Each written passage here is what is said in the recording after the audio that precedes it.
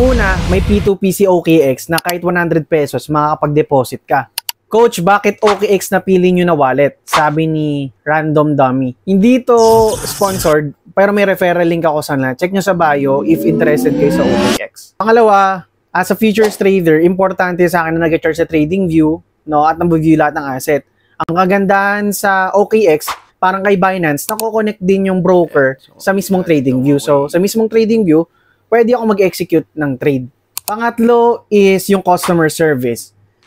Parang kay Binance before, active at mabilis mag-reply ang customer service nila. Ngayon with OKX, chinek ko, yung frequently asked question nila is integrated na ata sa ChatGPT. Kaya pwede kang magtanong ng mga Tagalog na questions or may mga Tagalog na questions. Mabilis din sila mag-reply and spread. Wala rin silang spread. At syempre, kung holder ka, importante na yung convert meron sa isang broker or sa isang platform. Kasi usually sa cryptocurrency, ang convert is yung pinaka-seamless na makapag-transition ka sa other cryptocurrencies.